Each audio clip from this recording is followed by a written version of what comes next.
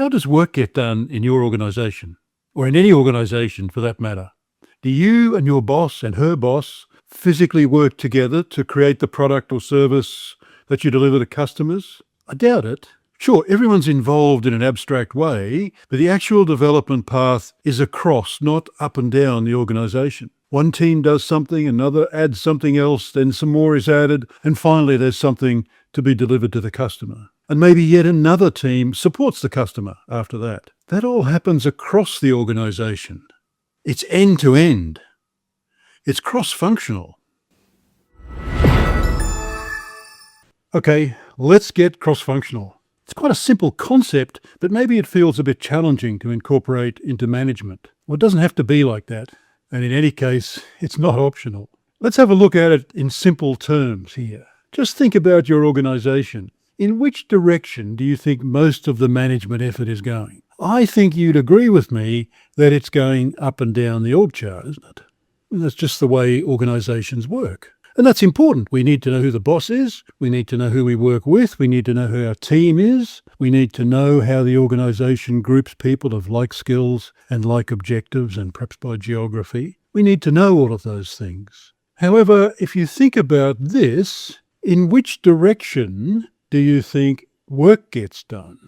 Well, I think you'll agree with me that it's happening across the organization. Someone does one bit, someone does another bit, someone does another bit, and eventually we've got something we can deliver to customers and other stakeholders. So the way we work is we collaborate across the organization to create, accumulate, and deliver on our promises that we make to customers and other stakeholders. So most of our management effort is going up and down the organization chart. Who's managing across? Well, the organisation chart tells us very little, if anything, of a practical nature about who's managing across the organisation. So if all we're doing is the vertical traditional management, we've got a kind of horizontal vision problem. So this is where cross-functional or end-to-end management of processes becomes really important.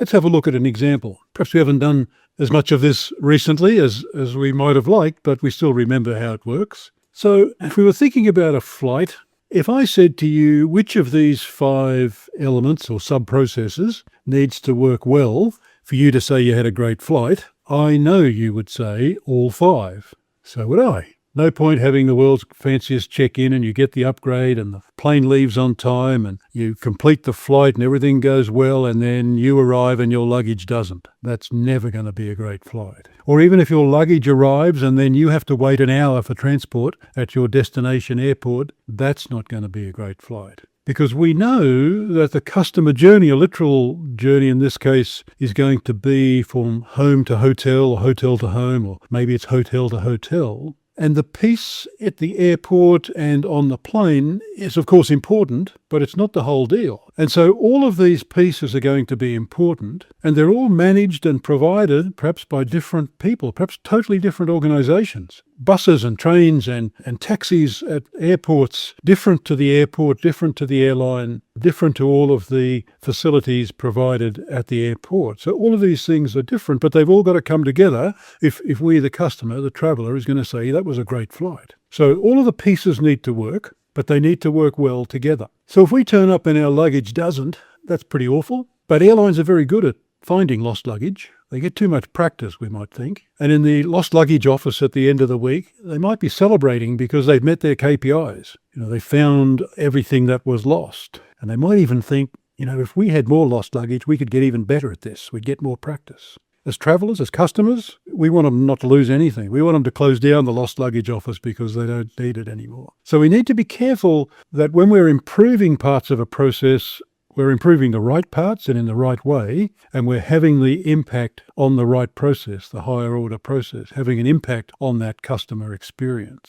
So when we're thinking about this particular process, sure, the 5 pieces need to work well, but really it's that higher order process, let's call it Relocate Traveller. That's what it's all about from a customer point of view and from the airline point of view. If I can say it's a great flight for me, then it was a great flight for the airline as well, and the airport and the taxi companies and everyone else, because it worked smoothly. Everyone just did their piece and it all came together and we didn't have to have any delays or complaints or extra costs. Everything was just fine. And that's what everyone wants. So when we're thinking about these processes, we really need to think about operating across the organization, those cross-functional end-to-end processes. So how can we summarize that? How can we make sure that all of our processes, particularly those high-impact processes that are the ones we really must make work well, how can we make sure they're cleared for takeoff? Well, first thing for everyone to understand is that this is not optional, thinking about cross-functional process performance.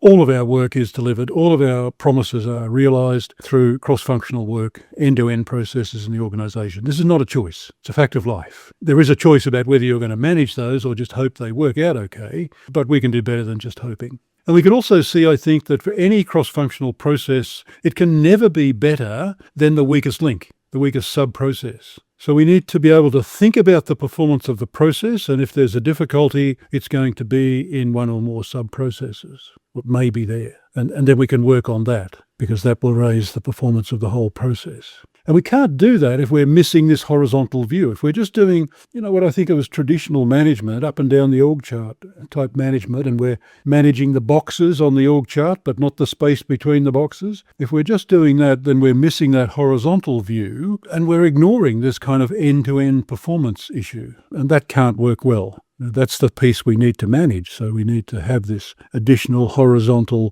management perspective. And collaboration is, I think, a really important word in our whole process-based management world. If you think about it, what we're saying is that we create, accumulate and deliver value for our customers and other stakeholders in collaboration across the organisation. All of those boxes on the org chart, all of the people and the teams and departments, we collaborate to get work done. We collaborate to execute the organisational strategy. So if all the work is about collaboration, if it's glued together with collaboration, it just might be, that the management of our organisations should have a lot more to do with managing collaboration across those end-to-end processes. It should have a lot more to do with managing collaboration in our cross-functional processes.